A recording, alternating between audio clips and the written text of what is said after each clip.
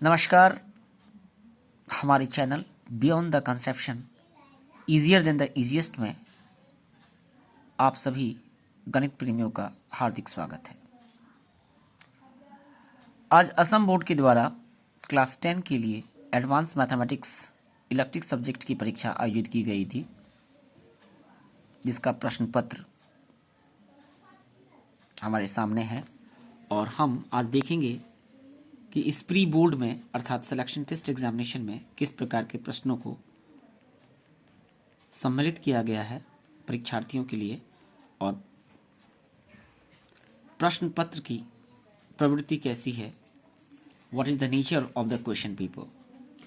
So this is the paper. Question number 1, section A. In each of the following questions, 4 answers are provided, of which only one is correct. Choose the correct answer. Number A, if A and B are two sets and number of element in set A equal to 7 and B equal to 10 and A is a proper subset of B, then what is the n of A and B equal to? Clearly it should be 10 होगा। Number B है if A is a non-empty set and n of A equal to 2, then the number of relation on A is 4, 0, 16 and 1। इसका answer आप खुद बताएं। Number C, the value of I to the power minus 4n plus I to the power 4n is, ये हो जाएगा 2, क्योंकि I to the power minus 4n को अगर आप लिखते हैं 1 by I to the power 4n और plus I to the power 4n, तो I to the power 4n को लिखा जा सकता है I स्क्वायर का होल स्क्वायर और बगल में n रहेगा तो -1 का पावर ट्वाइस n, तो -1 का पावर 2 इवन नंबर यानी कि +1 हो जाएगा, तो इधर 1 और इधर इसका 1, तो 1 + 1 is 2 इसका आंसर होगा। एडवांस मैथ्स के स्टूडेंट इस एनालिसिस को समझ गए होंगे। The A divides B and B divides C, then A divides C होगा। यूक्लिड्स डिवीजन लेवा का नॉर्मल चीज है ये।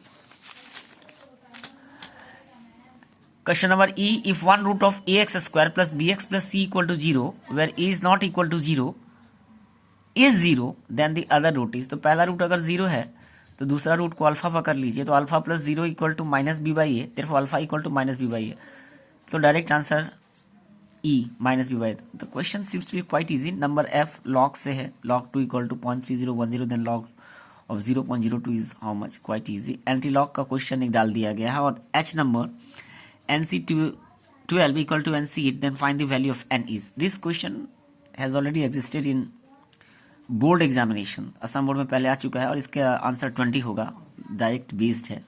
The value of 10, 100, 225 degrees, quite easy question दिख रहा है।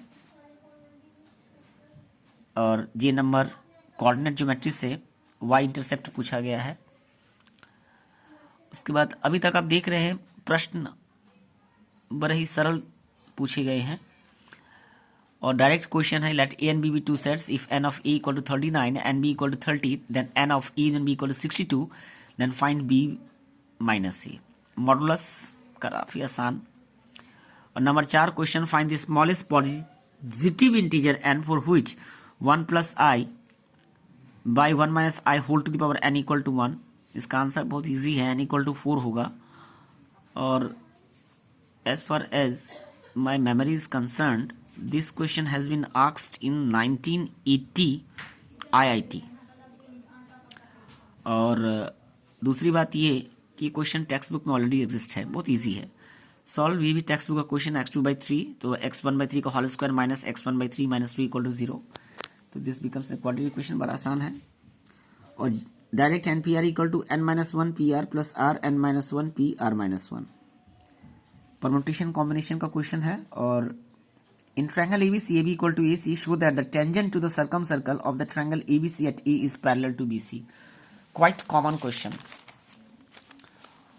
और the internal bisector of the angle A of the triangle ABC intersect BC at X if AC equal to 4.8, AB equal to, book का ही question, point form में equation पूछा गया है। 9 number question. And question number 10, section C, each question carries 3 marks.